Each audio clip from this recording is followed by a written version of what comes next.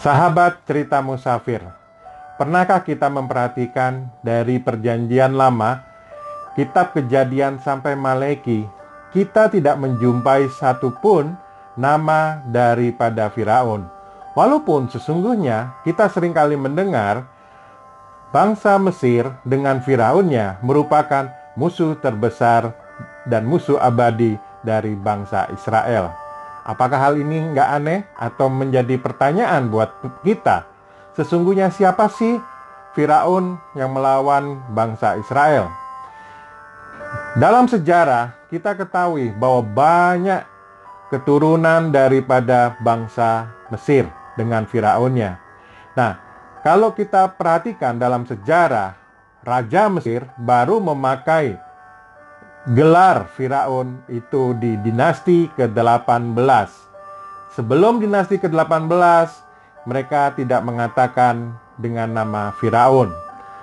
Mari kita lihat lebih jauh. Sesungguhnya Firaun dari asal kata Pero, yang artinya adalah rumah besar atau istana atau tempat perlindungan atau kota benteng. Nah, maknanya apa? Di sini sebenarnya kita tidak perlu tahu siapa nama daripada Firaun, tapi yang bermakna adalah siapa yang menjadi raja, penguasa daripada kehidupan kita. Nah, di dalam kitab Kisah Para Rasul 7 ayat 49, demikian bunyi firman Tuhan. Langit adalah tahtaku dan bumi adalah tumpuan kakiku. Rumah apakah yang akan kamu dirikan bagiku? Demikian firman Tuhan.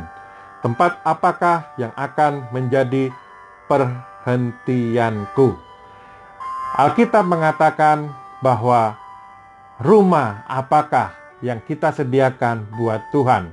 Atau dengan kata lain, siapa yang menjadi penguasa hidup kita?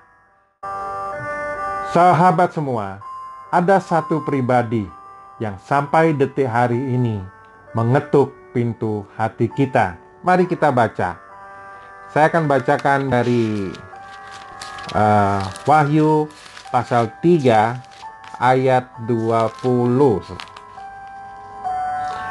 Iya, demikian. Lihat, aku berdiri di muka pintu dan mengetok. Jikalau ada orang yang mendengar suaraku dan membukakan pintu, aku akan masuk mendapatkannya, dan aku makan bersama-sama dengan dia, dan ia bersama-sama dengan aku. Di sini dikatakan pribadi ini mengetuk hati, dan pribadi ini ingin masuk di dalam hati kita, diri kita, ingin bersama-sama dengan kita, ingin makan dengan kita. Siapa pribadi ini?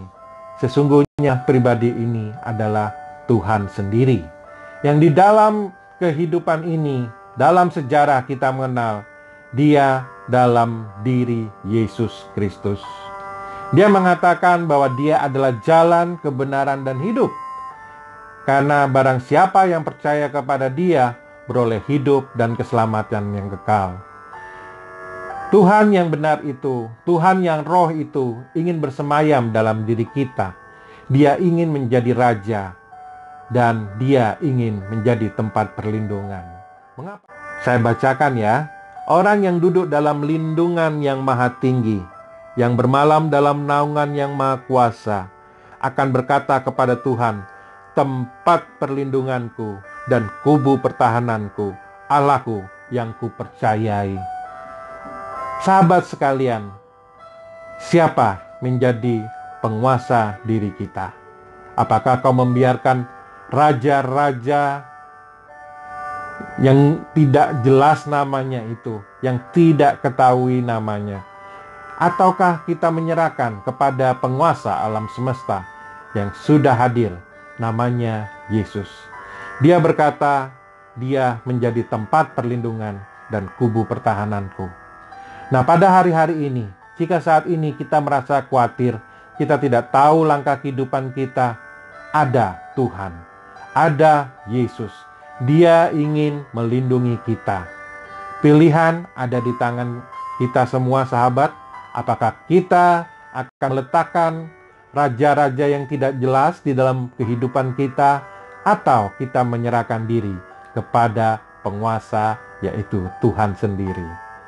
Kiranya video yang singkat ini memberkati kita semua. Haleluya. Amin.